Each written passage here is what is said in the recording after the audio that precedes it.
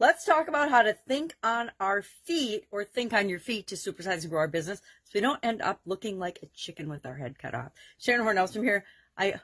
This chicken, I think it was my son's, and the head got broken off this chicken. I have the head and I have the chicken, and I can't tell you how many times it's come in handy because it reminds me to not be a chicken with my head cut off. And that means we need the ability to think on our feet.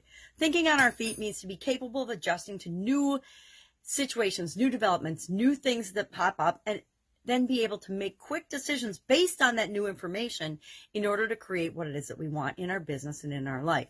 So this is a relatively new idiom. It didn't come into play until about the 1900s. We think of people that speak in front of crowds or audiences have to be able to think on their feet. People that are doing things where they're going to be asked questions. Think politicians giving speeches, right? People in the crowd might ask questions, or people, usually salesmen or motivational speakers or development people, or conferences, or now TED Talks, anybody that, and they're not really asked questions, right? So they're just presenting. But when we're in situations where people could ask us questions or could interrupt us or something, comedians, oh, that's a great one. Comedians are perfect examples of human beings that need to be able to think on their feet and have a quick response. So how does this apply to building and growing and supersizing our business? Well, one of the most important skills we have as leaders in any type of organization, whether it's our family or a multi-billion-dollar business, is our ability to make decisions, quick decisions. The better we know what we're talking about, the better we know our topic, the better we know the people that we're here to serve, the better we know our business and our company, the one that we're trying to create to make the world a better place, the easier it is for us to think on our feet.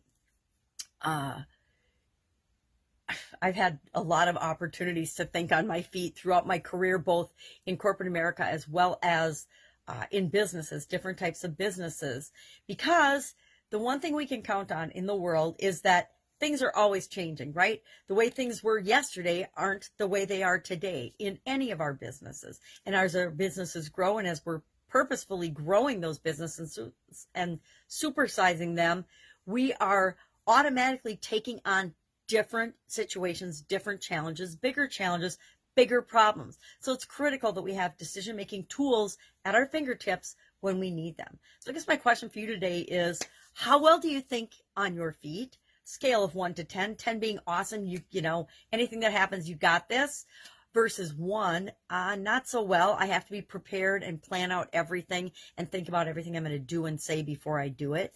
I think when we're first becoming leaders and when we're first learning how to speak and use our voice in small or large audiences, we have to plan things out more and practice them. But as we get experience in anything, we get more confident, and the more confident we are, the easier it is to make quick decisions, think on our feet, and respond in ways that make sense to people and that make sense for our organization. So my other question is, do you exercise your decision-making muscle? I think just like anything else, decision-making is a skill we can learn, and we can get better and better and better at it by practicing it. Wow, what a concept. Practicing things until we master it. Will we ever be the ultimate decision maker? I don't know. It's up to you. Do you want to be the ultimate decision maker?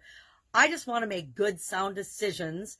And I believe that we do the best we can with what we've got right now, but it doesn't mean we shouldn't be improving our skills and abilities in certain areas. And I contend that decision making is one of those.